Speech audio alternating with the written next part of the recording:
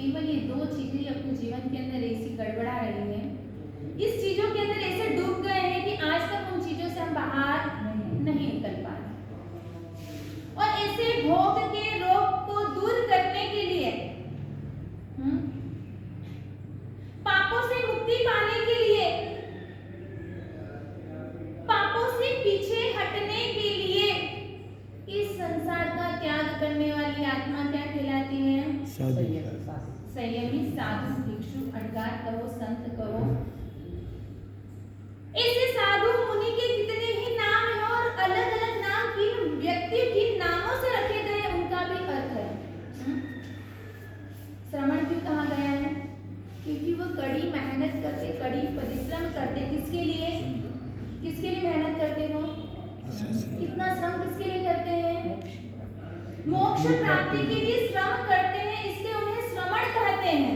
आप अभी तक किसके लिए श्रम करते आए हैं?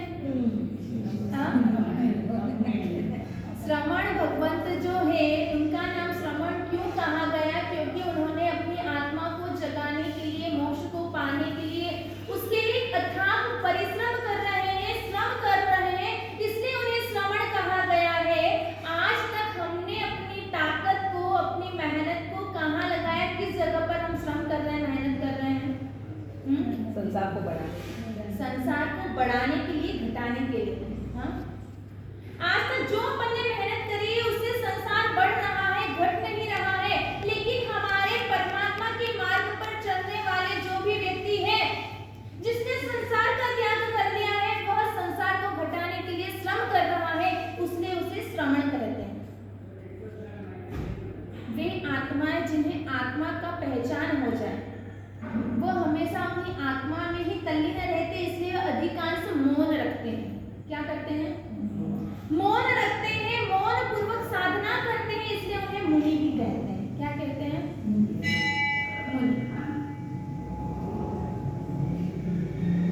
अणगार क्यों कहते हैं? क्योंकि घर का उन्होंने त्याग कर दिया है, इसलिए उन्हें अणगार कहते हैं।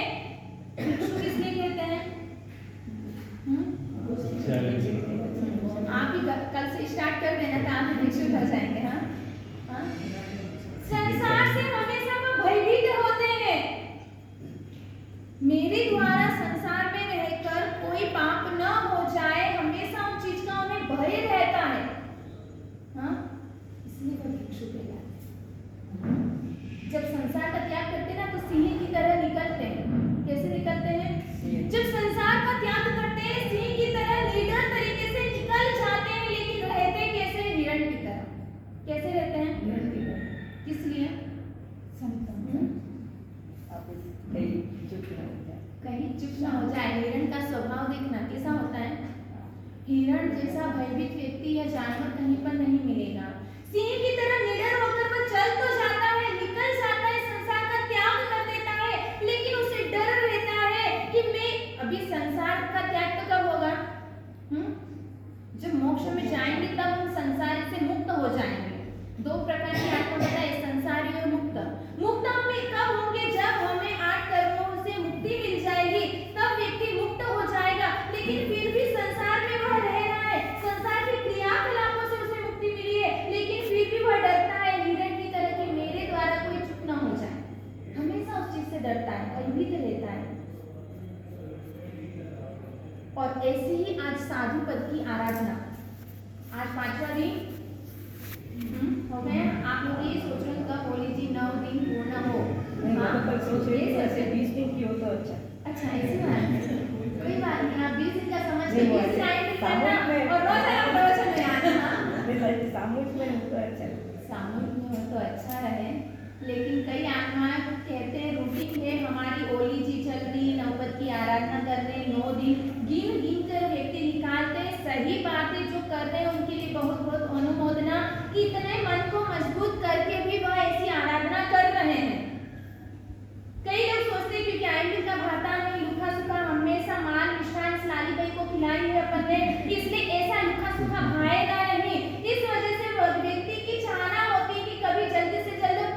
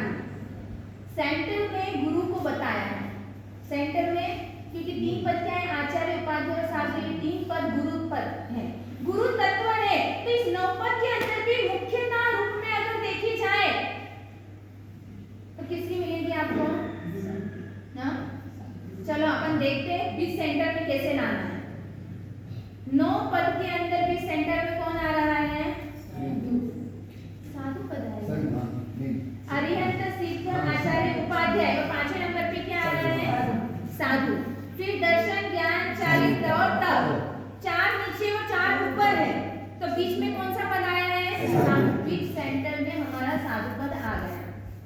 अब आचार्य भगवंत कैसे सेंटर में आएंगे?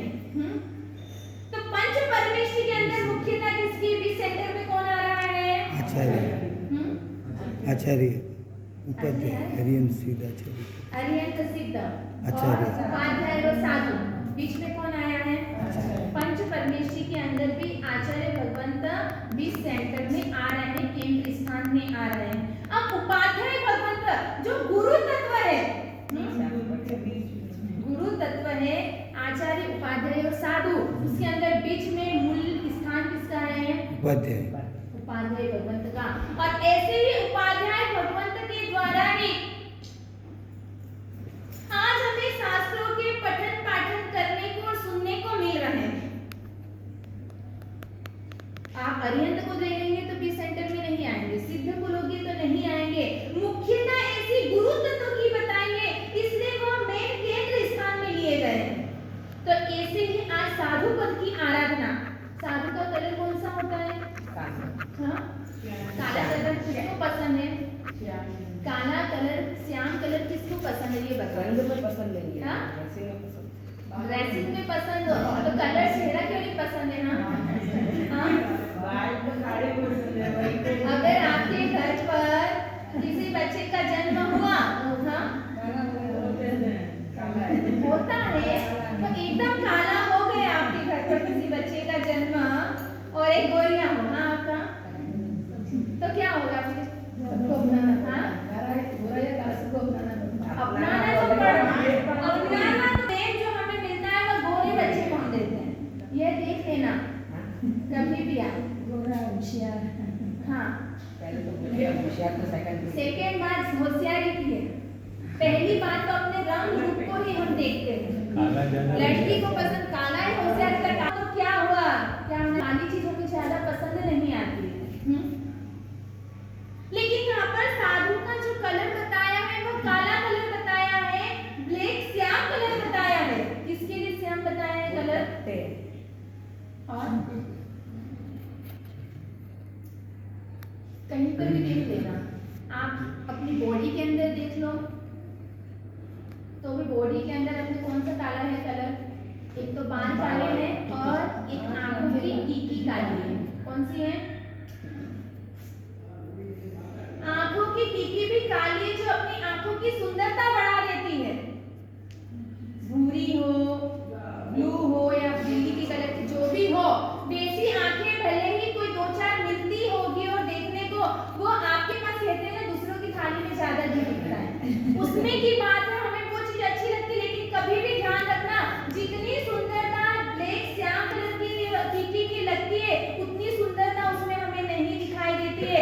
डॉक्टर की वैज्ञानिक पद्धति से भी अगर देखा जाए तो जो हमारी ब्लैक कलर की टीकी से जो हमें रोशनी मिलती है, जो दिखाई देता है, उतना उन लोगों की आंखों में कुछ ना कुछ कमी दिखाई देती है। लेकिन श्याम कलर अगर बोटी का हो या टीकी का हो तो उसे एकदम क्लियर दिखाई देता है।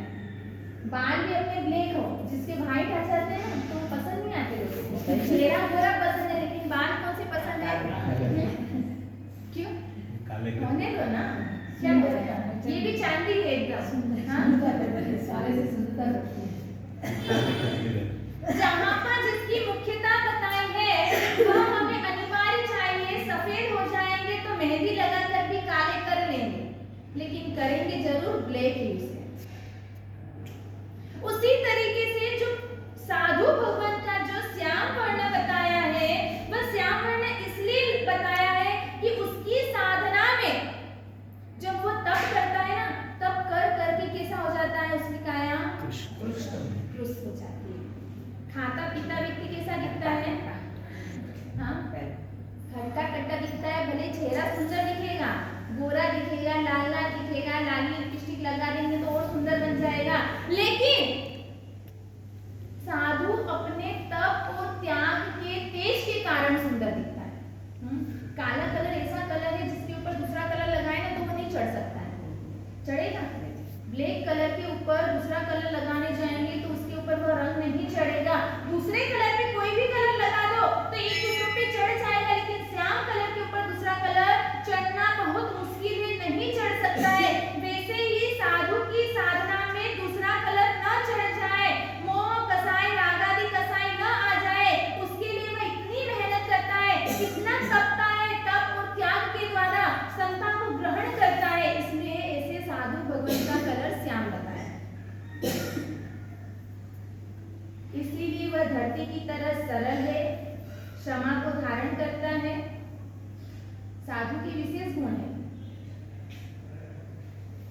वह इतना ही क्षमाशील होता है।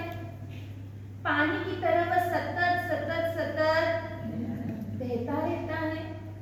वनस्पति की तरह वह पत्थर की मार खाकर भी हमें फल देता है, यानी कि जगह जगह भले कितने भी घूमते हो इधर उधर परिसर को भी सहन करेगा, उपसर्ग आएंगे उन्हें भी सह लेगा, लेकिन वह जनता के लिए एक फल को ही देता है, यानी कुछ ना कुछ उन्हें सौंपता है। गुरु भगवंत कभी भी देखना 2 रोटी समाज ही खाएगा तो 4 के हिसाब से आपको देंगे। नहीं तो हमको भी कहा गया है कि अगर संघ का फ्री फोगट का खाएंगे तो हमको भी कहाँ जाना पड़ेगा। हाँ, ऐसा बताया गया है कि अगर संघ का फ्री फोगट का हम खाएं और संघ को वापस न दे तो हमको भी भरूच के पाड़े बनकर वहां पर हमें उसका कर्ज चुकाना पड़ेगा। इसलिए जितना लेते हैं उससे डबल ही गुरु भगवंत देते हैं, वह उपकारी होते हैं। और ऐसे ही साधु वेश को ग्रहण करने के लिए सुंदरी ने 60,000 वर्ष तक कायम किए। शिव कुमार ने 12 साल तक छठ के पाड़ने क्या किया था, छठ, और पाड़ने में क्या किया था, आयन। शिव कुमार कौन है मालूम है आपको? किसका जीव है शिव कुमार? जम्बू स्वामी का।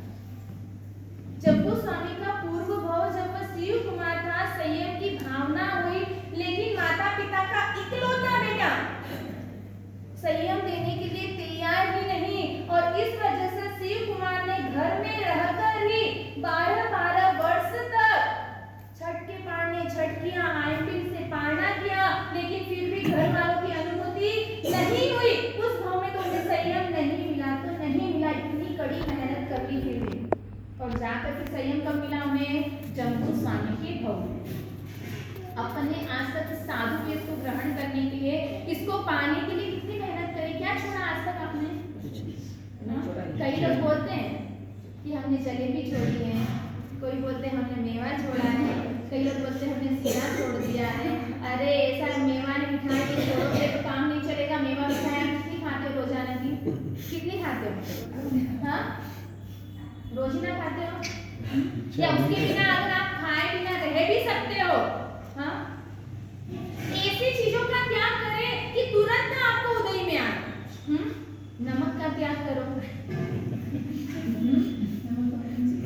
नमक में चीजें तभी छोड़ोगे, तभी तो आपकी कड़ी कहना जाए कि आपकी कड़ा आपकी मेहनत होगी, और उस मेहनत को देखकर आपको लगेगा कि अथाक मेहनत वो परिश्रम कर रहा है साधु जीवन के लिए, तो तुरंत आपको वह फलीभूत हो जाएगा। एक मुमुक्षु भाई जिसे मैं पहचानती हूँ, हाँ, मैं और वह भाई साथ में ही थे, उस वक्त मुमुक्षु पड़े हुए, और उस भाई के घर से बिल्कुल आगे नहीं ली जा रही थी, और उस वक्त उस भाई ने भी यही नियम लिया कि जब तक मुझे संयम नहीं मिलेगा तब तक मैं नमक का त्याग करता हूँ।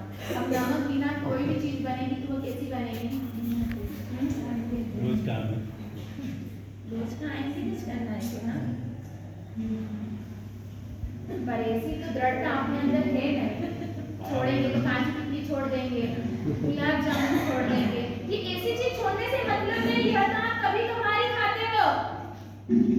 ऐसी चीजों को छोड़े जो उपयोगी है हमारे भोजन में। घी का शरबत खा क्या? घी मुझे खाना ही नहीं। गेहूं का त्याग, चावल का त्याग, जो आपके यहाँ रोजाना एकदम उसके बिना आप चल ही नहीं सकते हो, वैसी चीजों का त्याग करें। तो मैं कहती हूँ 11 से इसी भाव में आपको आ जाएगा साधु जीवन। इसी भाव में आप अपनी आंखों से देख सकते हो कि हाँ, मुझे मेरे हाथों में रजोहरण मिल जाएगा। मन ना हो तो मन ना हो तो आप ऐसे पचकाने नहीं ले सकते हो, पहली बात। हाँ, जिसका मन तटस्थ हो, दृढ़ मन वचन स्थिति बनी हुई हो जिसके दिल में कि मुझे बस लेना ही है, पर किसी कारण बस मेरे परिवार वाले नहीं दे रहे हैं, मेरी शरीर की अनुकूलता नहीं है, इस वजह से मुझे नहीं मिल रही, तो ऐसा पचकान लो तो आपको तुरंत फलीभूत होगा। अब मन नहीं होगा तो इतना बड़ा पचकान लेगा क्या? हाँ, किसी भी हालत में नहीं ले सकता है। पहले मन को बनाओ कि मुझे वैराग्य मेरे जीवन में कैसे आए, वैराग्य के भाव को जागृत करो, और वैराग्य के भाव जागृत तभी होंगे जब ऐसे वैरागी आत्माओं के साथ रहोगी। घर पे बैठे बैठे वैराग्य आने वाला? हाँ, घर पर बैठकर कुछ भी वैराग्य नहीं आएगा। वैराग्य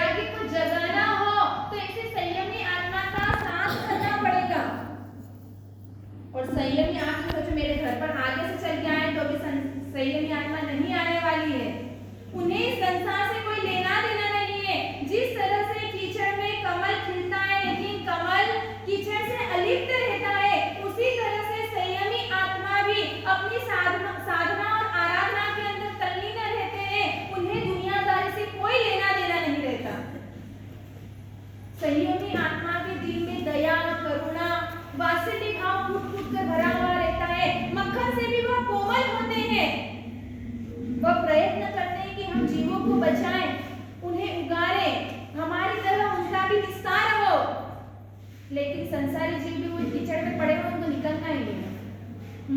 बोलते हैं ना कीचड़ के कीड़े को कीचड़ में रहना ही पसंद आता है, वो कीचड़ से बाहर निकलने का प्रयत्न नहीं करता है। वैसे ही हम इस संसार के दलदल में फंस गए हैं, अब उस दलदल से आपको निकलना है। केवल कहने की बात है, महाराज जी क्या करें, संसार में फंस गए हैं, केवल एक कहावत बन गई है। आनंद धन जी महाराज के पास में एक राजा की रानी जब पहुंची, आनंद धन जी महाराज का नाम तो आपने सुना ही है। कैसी थी वह आत्मा? हाँ? केवल अपनी आत्मा में ही मस्त रहते हैं। हाँ? हाँ। केवल एक धुन उनको जग जाए तो बस वो उसी में रमने लग जाते थे। कौन आया कौन गया किसी से कोई लेना देना नहीं उस आत्मा को। और उस वक्त राजा के यहाँ पर राजा और रानी का कुछ महीनों से क्या हो गया था, बोलचाल बंद हो गई। रानी रोती थी, अब रोने का काम किसके सामने करेगी? वह भी अपनी सखियों दासियों के सामने ही अपने सारे कहानी कहेगी। बहनें भी घर में कुछ हो जाए तो अपनी पड़ोसी या अपनी सहेलियां जो भी हो उनसे सारी बातें कहती है। रानी भी रोने लगी। दासी ने पूछा, एक महिला ने, सखी सहेली ने पूछा कि क्या हुआ, क्यों रो रहे हैं? तब रानी ने कहा कि राजा को क्या मालूम क्या हो गया, मेरे किस कारण से, मेरे कौन से आचरण से राजा का दिल दुख गया, भगवान जाने। कितने ही महीनों से राजा मेरी तरफ भी नहीं देख रहे, मुझसे बात भी नहीं कर रहे हैं। उस महिला ने कहा कि आप इतनी चिंता क्यों कर रहे हैं? एक महान योगी अपने वहां पर एक रहता है पहाड़ों के बीच में, उनके पास में जाए। इतने बड़े योगी साधक आत्माएं तेरी छोटी सी चीजें वो ऐसे ही सॉल्व कर देंगे। हाँ? अपना बिजनेस बराबर नहीं चल रहा है, पति पत्नी की नहीं जम रही है, बेटा नहीं मान रहा है, बिजनेस बराबर नहीं चल रहा है, और अगर एकाएक आपको मालूम पड़ जाए कि अपने मालवी रोड संघ के अंदर कोई ज्योतिष महाराज आ गए हो, हाँ, तो फिर क्या होगा? क्या होगा? हाँ? लाइन लगेगी, यहाँ पे हम बुलाए कि आओ, तो फिर आने के लिए तैयार नहीं। लेकिन जैसे ही मालूम पड़ा कि बहुत ज्ञानी महाराज है, ज्योतिष के जानकार है, कितने लोगों का काम किया है, सब सक्सेसफुल हुआ है, तब हम 25 बार चक्कर लगा देंगे। लगाओगे या नहीं? लगा देंगे। जिनके चेहरे यहाँ मामूली रोड में नहीं दिखे ना, उनके चेहरे भी दिख जाएंगे। उसने सखी ने कहा, रानी ने कहा, ऐसी बात है जब तक तो मुझे लेकर ही चलना। उसने कहा ठीक है। रानी एक दिन वहां पर गुरु भगवंत के पास पहुंच गई और रानी ने अपनी सारी कहानी सुना दी गुरु भगवंत को। क्या कहा? हमारे पास में भी आकर कई महात्माएं बोलते हैं, कई आत्माएं ऐसी दुखियारी होती है, आप उनके दुख सुनने के लिए दुनिया तो फुर्सत में बैठी नहीं है। हाँ? सही है ना? तो किसके पास में आते हो? मालूम है कि जितना कहेंगे उतना सब गुरु भगवंत सुन लेंगे, फटाफट आकर सारी कहानी उनके घर की, उनके जीवन की सब कहानियां सुनाकर चले जाएंगे। क्योंकि आप दूसरों को सुनाने जाओगे ना तो सामने वाला भी आपको उसकी खुद की सुनाने बैठ जाएगा, इसलिए आप दूसरों को सुनाने के लिए तत्पर नहीं रहते हैं। और यहाँ पर जैसे ही गुरु भगवंत के पास में आए, इसीलिए तो कहा है कि दुनिया में अगर कोई सबसे ज्यादा सुखी है तो कौन है सुखी? इसका आप सभी दुखी? आप सभी दुखी? हाँ? तो दुख में क्यों बैठे हो? सुख लेने के लिए आ जाए यहाँ पर, क्यों वहाँ पर बैठे हो? एक बार इंडोनेशिया में मीटिंग हुई और उस वक्त मीटिंग के अंदर पूछा कि इस दुनिया के अंदर सबसे सुखी व्यक्ति कौन? वहां पे एक चीज आई, आप किसको मानते हो? बस साधु साधु फिक्स हो गया आपका, है ना? वहां पर मीटिंग के अंदर कहा गया कि जिसकी जरूरत सबसे कम और सबसे सस्ती हो, जिसकी जरूरत सबसे कम और सबसे सस्ती हो, वो इस दुनिया में सबसे ज्यादा सुखी, और जो व्यक्ति स्वावलंबी हो। दोनों चीज आपके अंदर देखने को मिलती है। आपकी जरूरतें कैसी होती है आजकल? टीवी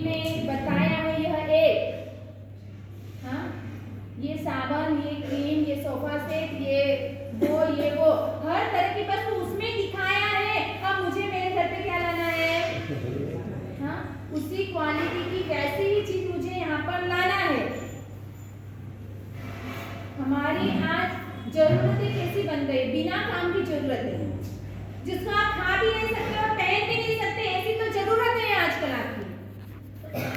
और ऐसी जरूरतें किसकी है? गुरु भगवंत की। बिल्कुल साल भर में 2 ड्रेस हुई, यानी गुरु भगवंत को हाँ बहुत बहुत हो गए, और उसमें भी हम हटकर दिखते हैं। आप 50,000 की पहनोगे ना, और हम ऐसे मेले वेले भी कपड़े में हम इधर आ गए तो भी हम हटकर बिल्कुल दिखने वाले हैं। आपकी उसमें वैल्यू नहीं होगी। इतनों हजारों की भीड़ में भी आकर हमको हाथ जोड़ेंगे और वंदना करेंगे, सुख साता पूछेंगे। आप बस में, ट्रेन में, कहीं पर भी जाकर आ गए, 2 घंटे का या 2 दिन का सफर करके आए और घर आकर आप बैठ जाएंगे, सिर दुखेगा तो भी आपको लोग या घर वाले या परिवार वाले इतना नहीं पूछेंगे कि क्या हुआ। आगे से आपने कह दिया मेरा सिर दुख रहा है, तो पत्नी आपको क्या पकड़ा देगी? हाँ? एक बॉम्ब की डब्बी पकड़ा देगी और बोले मालिश कर दो। सही है ना? अगर आप कह दो कि थोड़ा सा मालिश कर दे, मेरा सिर बहुत दुख रहा, मेरे पास बहुत काम है। हाँ? और अगर गुरु भगवान तो पास रही में बैठे हैं, विहार करते नहीं है, कभी चेहरा ऐसा ही देख लिया, मालूम पड़ गया, हमने कहा नहीं है। कभी भी आप गुरु वंदन करते हो स्वामी साता छे जी, तो हम क्या करते हैं? हाँ, कभी हमने कहा हमको साता नहीं है? हाँ, कभी भी आप पूछो, हमेशा गुरु भगवंत कहते हैं सुख साता है, तो हम कहते हैं हाँ, देव गुरु की कृपा से सब साता में है। भले ही शरीर में कितनी भी पीड़ा होती हो, दर्द होता हो, सिर दर्द करता हो, कि कमर दुखते हो, कि पैर दुखते हो, कि पेट दुखता हो, कुछ भी दुखता हो, लेकिन कभी गुरु भगवंत के मुख से यह नहीं निकलता। लेकिन बाय चांस ज्यादा पीड़ा होने पर कभी मुंह उदास होता है, तो गुरु भगवंत से आप कहते हैं महाराज जी क्या पैर दुख रहे हैं, कि सिर दुख रहा है, लाओ मैं दबा देती हूँ। आप आगे से जाकर भले कितना भी काम हो, आगे से आप आकर हमारा सिर और पैर दर्द यानी कि दबा देंगे। लेकिन घर वाले अगर कहेंगे ना, तो बोलेंगे मुझे फुर्सत नहीं है। क्या कहते हैं? अब किसकी महत्ता है? दिन रात किसके साथ रहना है आपको? हमारे साथ रहना है? नहीं, तभी आपका पुण्य प्रबल है। पुण्य तो बढ़ाना पड़ता है। हाँ, पुण्य को जगाना अपना काम है, पुण्य बनाना अपनी मेहनत के ऊपर डिपेंड करता है। चारित्र का प्रभाव। अगर जी हाँ जी करवाना हो तो तुरंत आ जाओ यहाँ पर। जो घर पे नहीं पूछते होंगे इतने यहाँ पर जिन शासन में हमारे यहाँ पूरा जिन शासन बल बनता है। हर बच्चे से लेके बूढ़ा तक व्यक्ति हाथ जोड़ेगा और वाह करेगा आपका कि ओ धन्य धन्य धन्य है। अगर ऐसी धन्यता को आपको प्राप्त करना हो तो जल्दी से जल्दी संयम ले लेना। यहाँ आनंद जी महाराज भी जैसे ही उनके पास में रानी आई और रानी ने सारी कहानी सुना दी।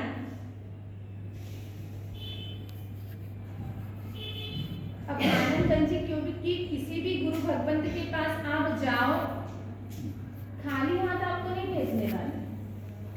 आनंद जी को लगा कि राजा की रानी आई है, मुझे तो कोई लेना देना नहीं है, फिर भी उसकी इच्छा है कुछ दो। कोई लोग पीछे पड़ जाते तो गुरु भगवंत फिर क्या करते हैं? मास्टर जी घर दुकान बढ़िया नहीं चल रही, घर में शांति नहीं, क्या करें? उनको बोल देंगे ना, लो शांतिनाथ भगवान का जाप कर, तो करने वाले कोई नहीं। हाँ, कोई करेगा नहीं। और उनको अगर कोई कागज में मंत्र लिख के दे दिया या कोई धागा दे दिया, पकड़ा दिया, भले वो छाप करा हुआ हो या ना हो, और उनको कह दिया कि लो ये आपके गले में बांध लेना, एकदम आपको अच्छा हो जाएगा, वह लेकर शांति से उत्साह पूर्वक लेकर चला जाएगा। उस पर हमें आस्था हो जाएगी, भले गुरु भगवंत ने कुछ किया हो या ना किया। विश्वास। यहाँ पर रानी भी जितना भी कहा है, आनंद जी ने बहुत सुना और सोचने लगा इतना टाइम मेरा वेस्ट हो गया, अगर अब कुछ नहीं बना के दूंगा तो और यह रानी कुछ न कुछ बोलती रहेगी। अब इसको उठाने का उपाय क्या है? क्या है उठाने का उपाय? कुछ दे दे। और उसी वक्त आनंद जी महाराज ने एक कागज लिया और उसमें लिखा और बंद करके पैक करके उन्हें कहा कि इस मादली में आप बांध देना, इसको कभी खोलना। क्या कहा? इसे खोलना मत। रानी को लगा कि इतने बड़े योगी पुरुष हैं, जो कहा है वो नियम तो पूरा पालना ही पड़ेगा। कागज में बंद के बोल दिया मादलिया को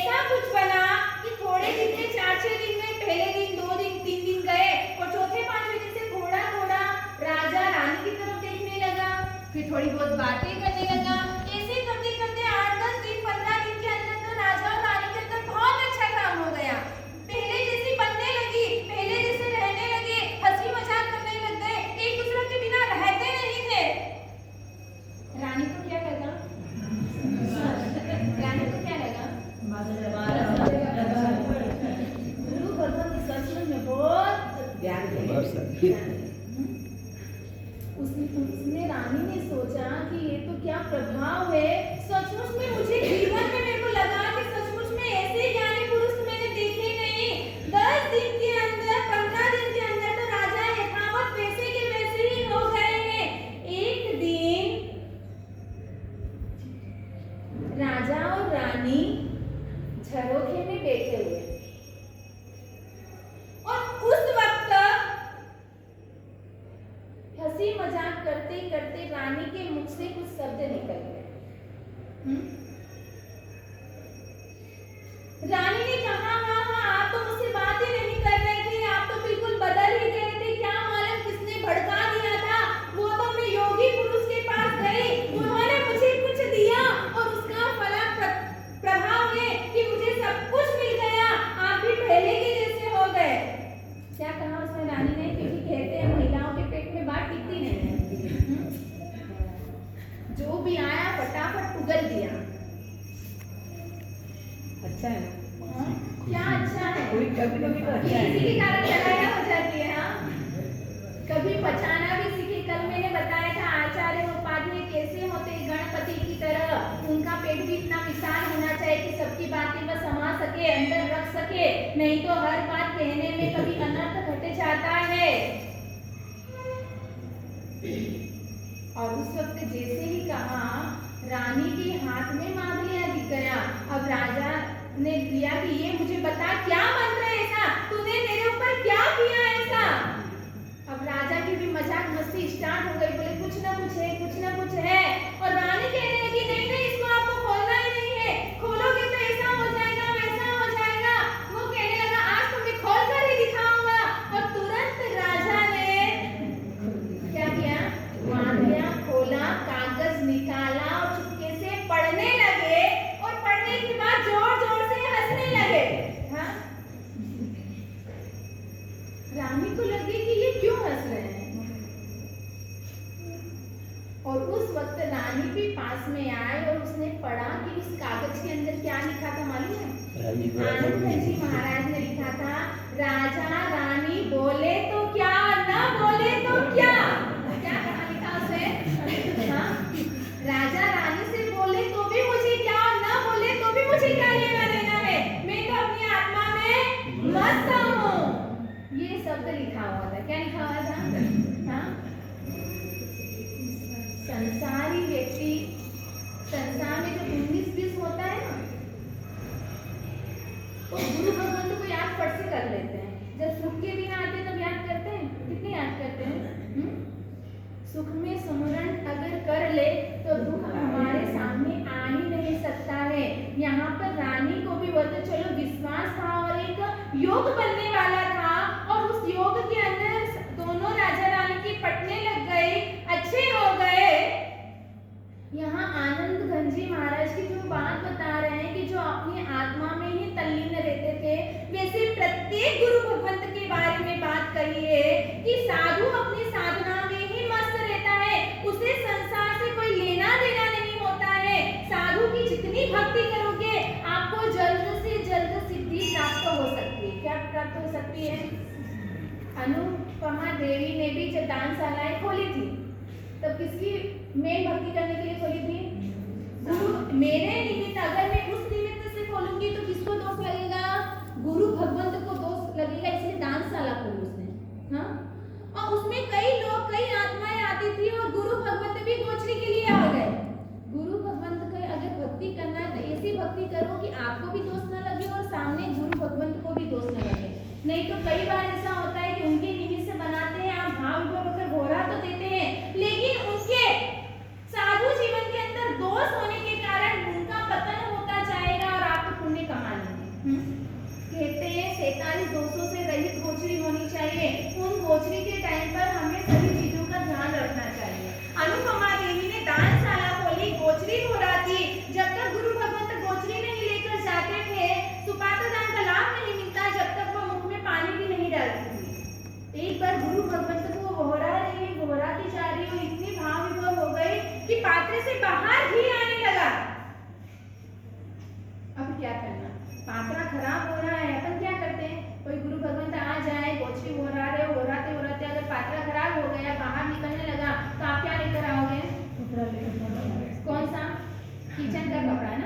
पूछो कौन सा मसौदा वही लेके आओगे ना? क्या लेके आते आप? पूछ लेना। अनुपमा देवी जब गुरु भगवंत को बोला रही है, पात्र बाहर निकल रहा है 50,000 की मूल्यवान साड़ी से, ऐसे गुरु भगवंत के पात्र को उसने पोंछ दिया। उसे 50,000 की वैल्यू नहीं दिखी, उस पात्र की वैल्यू दिखी। आज हमें किसकी वैल्यू दिखती है? साड़ी की वैल्यू दिखती है ना। मेरी 1000 की 50,000 की तो कोई रोजाना पहनते नहीं हो आप। वो तो महामंत्री की रानी थी, पत्नी थी, इसलिए 50,000 के ड्रेस पहनती थी। लेकिन अपने तो 500 की साड़ी भी हो ना, तो भी उसका हम उसी तरीके से यूज करते हैं। अरे उस वक्त जैसे ही कहा नौकर ने, तो कहा अरे गुरु भगवंत के पात्र का स्पर्श मुझे करने को मिल जाए, मेरे वस्त्र को मिल जाए, मेरा ये वस्त्र भी धन्य हो जाएगा। हाँ, उसकी भावना यह थी। अपनी तो खराब हो जाएगा वहाँ। अगर नई साड़ी और कपड़े पहन लेते ना, और उपासना या मंदिर में या कहीं पर बराबर जगह नहीं हो, तो वहाँ पर नीचे भी बैठने के लिए हम तैयार नहीं होते ना। नहीं, मेरी साड़ी खराब हो जाएगी, मेरे कपड़े खराब हो जाएंगे, वहाँ पर भी हम उस चीजों का ध्यान रखते हैं। लेकिन मेरी आत्मा कितनी खराब हो गई, आज तक हमने ध्यान दिया है? बैठक की जगह वहाँ कपड़े खराब हो जाएंगे, उसकी वजह से फिर खड़े खड़े खाना खाते हैं, हम खड़े भोजन करते हैं, और किसका सिस्टम लागू हो गया उसके कारण? हाँ, बफेलो सिस्टम। बफेला कभी भी वह बैठकर कभी खाएगा? कितने भी डंडे मारो ना उसको, वो बैठ के खाने वाला ही नहीं है। उसकी आदत बनी है, वो खड़े खड़े ही भोजन, इतने खड़े खड़े ही कुछ भी खाएगा। उसी तरीके से आज हम भी वैसे ही हो गए। पूरा सिस्टम चेंज हो गया है। खाना बनाना खड़े खड़े, खाना भी हाँ, पहले बनाते थे भी नीचे बैठकर, और भोजन करते थे भी बैठकर। पूरा शीर्षासन हो गया है। यहाँ पर हमारे यहाँ साधु पद की आराधना बता रहे हैं। साधु पद की आराधना करने से कहते हैं साधु सीधा बना देता है। साधु सिद्ध गति की ओर ले जाने के लिए हमारी आत्मा को सीधा बना देता है। तो जितनी साधु पद की आराधना करेंगे, अगर किसी के जीवन में शनि अड़ता हो, शनि महाराज अड़ते हो, जिसको 7.5 लगी हो या कुछ भी लगा हो, तो वह साधु पद की आराधना करने से उसके शनि लघु चक्कर हो जाते हैं। एक बार ठाकुर राम जी की बात याद आ रही है शनि के नाम से, क्योंकि शनि अच्छे अच्छे को हिला देता है, सही है ना। इतने ग्रह है, 9 ग्रह है, 9 ग्रह में अगर सबसे खतरनाक मानते तो हम किसको मानते हैं? शनि राजी तो हाँ, बधाया जी। शनि अगर राजी, शनि अच्छा है, अपना अच्छे ग्रह की जगह अच्छे घर में बैठा हुआ है, तो उसकी लीला लहर, और खराब जगह पर वो बैठ गया है, तो उस व्यक्ति को राजा से रंग बना देता है। डब्बू राम जी को 7.5 लगे। हाँ? उसकी परिस्थिति दिन प्रतिदिन बिगड़ती जा रही, बड़ा परेशान हो गया, धंधा चल नहीं रहा, मकान किराए का, घर पे खाने पीने के लिए बराबर नहीं हो रहा है, अब क्या करना। मित्र गंगाराम मिला, और गंगाराम ने कहा क्या बात है, बड़ा परेशान हो गया, चेहरा सुस्त सुस्त दिख रहा है, मिलता नहीं है, क्या बात हो गई है। तो उसने कहा गंगाराम को कि अरे मेरे दिन बहुत बिगड़ते जा रहे हैं, धंधा चल नहीं रहा है, एकदम पूरा ठप्प हो गया है, अब क्या करना। गंगाराम ने कहा कि तुझे शनि 7.5 लग गई होगी, इसलिए ऐसा कर कि नग बनवा के एक अंगूठी पहन ले। उसने कहा अरे कैसे बनवाऊं, पैसे हो तो अंगूठी भी बनवाऊं, जड़वाऊं। उसने कहा अरे उधार लेके भी एक बार अंगूठी तो पहन ले, उसके बाद ना तेरे अच्छे दिन आ जाएंगे, तब वह कर्ज चुका देना।